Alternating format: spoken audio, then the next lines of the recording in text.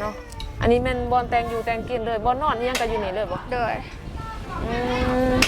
นอนกับไผแหละบัดนี้พี่เดียวนอนคนเดียวโดยบ่ย่านนอนคนเดียวคนอยู่หลายคนเนาะโดย16 ปีเนาะเรียนจบม.1แล้วก็มาเฮ็ดเวียกเลยเพื่อมาหาเงินเพื่อเฮ็ดเฮือนบ่มีเฮือนบ่หรือว่าแนวใดเนาะตั้งแต่เบื้องต้นหั่นนะอันนี้แบบอยากรู้นะว่าบ่มีเฮือนบ่หรือว่าแนวใดจังว่าแบบก็สบายดีเมื่อสุขุสู่คนเนาะมื้อนี้ก็อยู่ในบรรยากาศเย็นทุกคนเนาะเย็นบรรยากาศร่มเด้อมื้อนี้เนาะตอนนี้สนิทก็เดินทางมาอยู่ที่บ้านนำตรวจเนาะเมืองปากซงแขวงจำปาสักสปปลาวเดินกากาบสบายดี FC ทางฝั่งลาวและฝั่งไทยเมื่อสุขุสู่คนเนาะมื้อนี้สนิทเนาะก็สิเอาภาพบรรยากาศแล้วก็ผู้เสพผู้สาวเนาะให้พี่ให้น้องได้เบิ่งน้ำกันเนาะสนิทมาไทยจากคลิปที่แล้วเนาะต่อจากคลิปที่แล้วก็คือสนิทมาถ่ายคลิปน้องเมยเนาะแล้วก็พอดีว่าเพิ่นมีหมู่มีเพื่อนสาวเฮ็ดเวียกน้ำกันนี่แหละเนาะนิดก็เลยว่าอยากมาแนะนำให้พี่ๆ FC ท่านผู้ชมทุกคนที่รับชมคลิปนี้ให้ได้หูจักน้ำกันว่าสันซาบางเทื่อว่าคุณหน้าคุณตากันเนาะฝากติดตามเด้อเนาะน้องสาวคนหนึ่งเนาะสบายดีผู้สาวคนงามผู้สาวหน่อยเนาะเยี่ยมๆจังใจบริเฮ็ดเวียกเฮ็ดงานบ่มื้อนี้ล่ะบ่พักเฮ็ดแล้ววาง11 โมงขับเมาเฮ็ดเวียกขับเมาโดยพักอยู่นี่บ่โดยขออนุญาตชื่อถามชื่อเสียงเฮียงน้ำเด้อน้องชื่อจังไดเด้ชื่อล้อมสาวล้อมโดยโอ้น้องมาเฮ็ดเวียกอยู่นี่โดนแล้วบ่ล่ะโดนแล้วอายุจักปีแล้วล่ะ16อายุ16 ปีโดยมาเฮ็ดเวียกอยู่นี่มากับไผมาคนเดียวบ่หรือว่ามากับพ่อกับแม่กับพี่กับน้องคนเดียวมาคนเดียวซื้อล้อมเนาะอายุ16 ปีบ้านเจ้าอยู่ไสล่ะอยู่กับนี่บ่อยู่เจ้าเป็นคนปากซองนี่เลยบ่หรือว่าเจ้าเป็นคนทางใดคนบ้านโพนแข้งไสกอกเมืองละงามโอ้คนบ้านโพนเนาะบ้านโพนเมืองละมามแขวงไสกอกเป็นคนไสกองคือกันกับสนิทเด้อทุกคนเนาะโอ้มาเฮ็ดเวียกอยู่นี่ได้โดนแล้วบ่เดินเจอปีป้ายแหละสาวล้อมอายุ16 ปีเนาะเรียนจบม.7 แล้วบ่เรียนออกแต่ม.1โอ้ออกแต่ม.1เอาเป็นหยังคือออกมาเฮ็ดเวียกหาเงินมาเฮ็ดเวียกหาเงินโดยอยู่นี่น้องเฮ็ดดนแล้วบ่ดนแล้วประมาณปีปลายแหละประมาณปีปลายอ๋อก่อนหน้านี้เด้น้องได้อันเฮ็ดอยู่นี่บ่หรือว่าอยู่ไสเคยเฮ็ดงานหม้องอื่นบ่บ่เคยไปเคยจะอยู่นี่บ้านเมืองแท้ๆหันแม่นอยู่อันนั้นเนาะบ้านโพนเนาะบ้านโพนเฮาเนาะโอ้น้องอันนี้แม่นห้องน้องบ่น้องห้องน้องอยู่บ่แม่ขออนุญาตเบิ่งห้องข้าวนึงเด้อเลย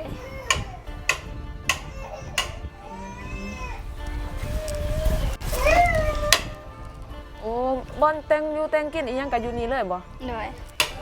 โอ้กล่องสนิทกับบ่อยากแจ้งปานใดเด้อทุกคนเอ้ยเนาะอันนี้แม่นบอนแต่งอยู่แต่งกินเลยบ่นอนอีหยังก็อยู่นี่เลยบ่เลย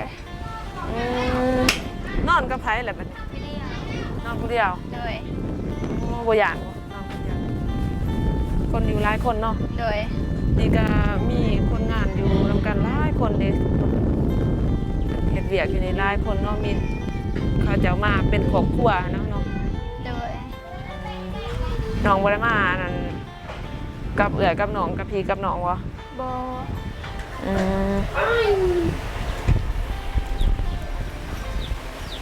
นี่เนาะบริเวณรอบๆนี่ทุกคนเลยอยู่บริษัทเนาะอยู่สวนกาแฟสวนทุเรียนเนาะอยู่บริษัท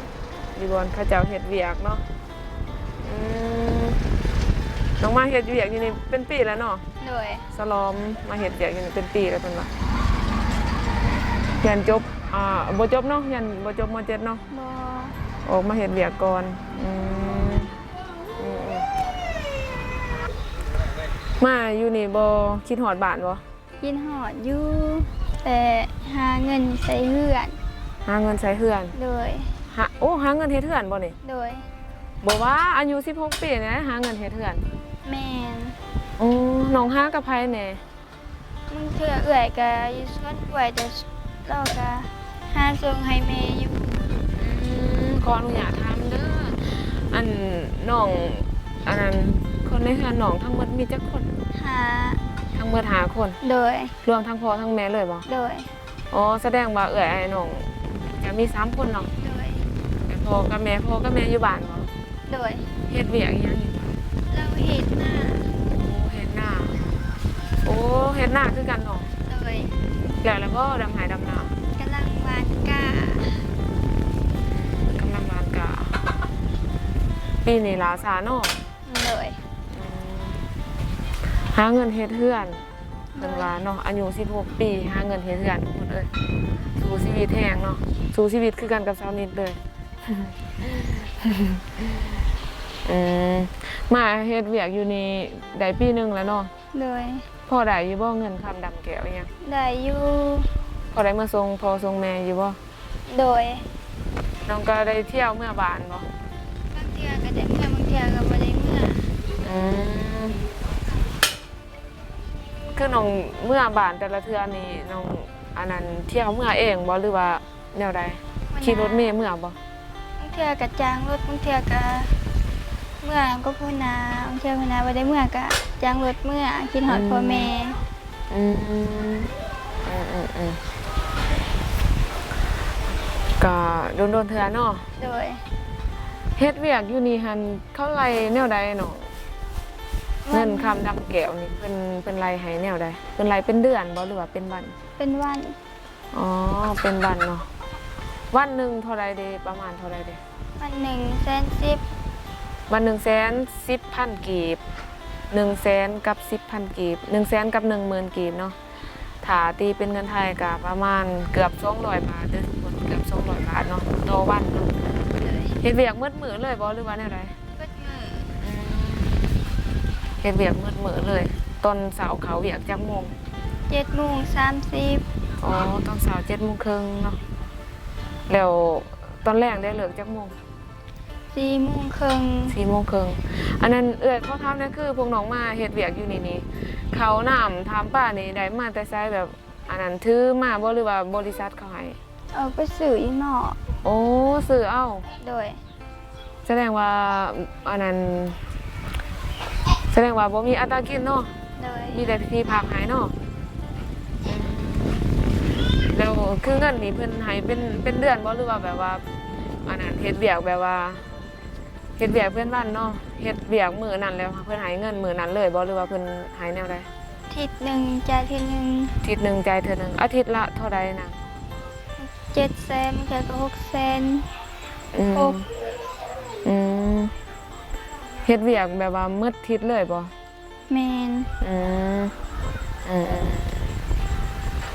กะพอได้อยู่บ่หรือว่าจังได ได้อยู่ พอได้อยู่ไปเนาะ โดย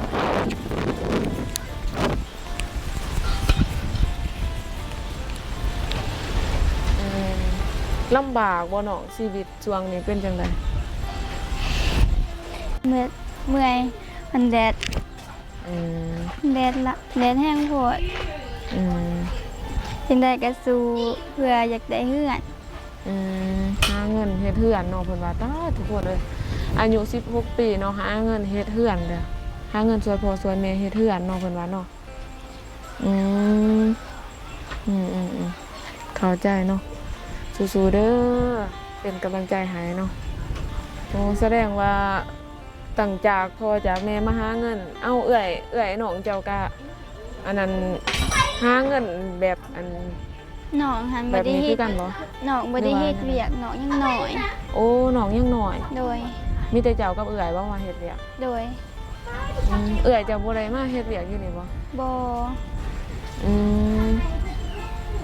เนี่ยกันเฮ็ดเนาะ โดย เอาระหวังบอลเจ้าเฮ็ดกับบอลเอื่อยเจ้าเฮ็ดบอลได้เงินเดือนสูงกว่ากันบอลได้เงินสูงกว่ากัน บู บ่โหบ่ บอ เพิ่นบ่ได้บอกว่าค่าให้งานอยู่หันเท่าใดเอง บบ่ได้บอ อืม บ่ได้เซตห้ากันนะเดี๋ยวนี้ อืม โทรศัพท์มันเสื่อมนะเจ้ามัน อืมเดี๋ยวบ่ได้แซดหากันเนาะ โดย อืมข้าวน้ำก็ซื้อกินเองเนาะเพิ่นว่าเนาะบ่ได้อันนั้นแบบว่าบ่มีอัตรากินอีหยังมีแต่ที่พักเด้อทุกคนเด้อมีแต่ที่พักที่อยู่เนาะเรียนจบม .1 เรียนฮอดม .1 เนาะ โดย ซื้อล้อมอายุ16 ปีเนาะเรียนจบม .1 แล้วก็มาเฮ็ดเวียกเลยเพื่อมาหาเงินเพื่อเฮ็ดเฮือนบ่มีเฮือนบ่หรือว่าแนวใดเนาะตั้งแต่เบื้องต้นหั่นนะอันนี้แบบอยากรู้นะว่า เพื่อน บ่มีเฮือนบ่หรือว่าแนวใดจังว่าแบบคือแบบว่าบ่แม่นหยังอายุยังน้อยอยู่หั่นนะฮะเพราะว่าหาเงินเฮ็ดเฮือนว่าซี่นะ บ่มี ก่อนหน้านี้บ่มีเฮือนอยู่บ่ โดย อืมเอาแล้วน้องอยู่ไสซั่นแบบว่าความหมายว่าตั้งแต่เกิดมาหันอยู่ไสอยู่น้ำพ่อน้ำแม่บ่หรือว่าอยู่แนวใดหั่นน่ะ อยู่นำแม่เฒ่าพ่อ อยู่ เฒ่า นำแม่เฒ่าพ่อเฒ่าโอ้พ่อแม่บ่อยู่บ่ล่ะ บ่ พ่อแม่ไปไสตอนนั้น เราไปอยู่สวน อืม นอนอยู่สวน เฮ็ดเฮ็ดสวนหยังล่ะ สวนมัน โอ้เฮ็ดสวนมันเนาะตอนนั้นเนาะ โดย ก็เลยอยู่นำแม่เฒ่าตั้งแต่ยังน้อยวันนี้คือปัจจุบันนี้พ่อแม่กลับมาอยู่บ้านแล้ว แต่ว่ายังบ่ทันมีเฮือนอยู่เนาะ โดย ก็เลยว่าหาเงินเฮ็ดเฮือนเนาะ โดย เออเข้าใจจังได๋ก็สู้ๆเด้อเนาะก็นิดเองก็มาหาถ่ายคลิปเนาะมาหาถ่ายคลิปสถานที่ต่างๆมาพบปากพูดคุยมาสร้างหักสร้างแพงกับพี่กับน้องแถวนี้ว่าซั่นซะเนาะบางกรนี่ก็มาถ่ายคลิปน้องเมยเนาะบางกรนี่ก็คันสิว่าเลยก็มาถ่ายบรรยากาศโดยรวมนี่แหละก็บังเอิญว่าเพิ่นก็บังเอิญว่าเห็นเพิ่นเนาะก็คือเลยขอถ่ายคลิปเพิ่นในบัดนี้ก็เลยหูจักหักแพงกันโตๆมากับน้องล้อมเนาะมื้อนี้ก็ได้มาหูจักกับน้องล้อมมาพาพี่พาน้องมาหูจักกับน้องล้อมเพิ่นเนาะน้องล้อมเพิ่นว่าอายุ16 ปีเดี๋ยวสนิทสิถามเรื่องส่วนตัวอีกเนาะสิละถามเรื่องส่วนตัวของเพิ่นอีกจักเล็กจักน้อยในคลิปต่อไปเนาะเรื่องส่วนตัวของเพิ่นสิเป็นไปเป็นมาแนวใดเนาะฝากไปติดตามในคลิปต่อไปเด้อสำหรับคลิปนี้ก็ถามข่าวๆเรื่องเล่า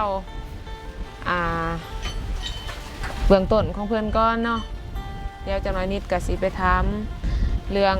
ส่วนตัวของเพิ่นอีกจักเล็กจักน้อยเรื่องหัวจิตหัวใจเป็นจังไดช่วงนี้ เนาะฝากไปติดตามในคลิปต่อไปเด้อทุกคนเนาะสำหรับคลิปนี้ก็ขอจบไปเพียงเท่านี้เนาะกับสวัสดีจ้า สวัสดี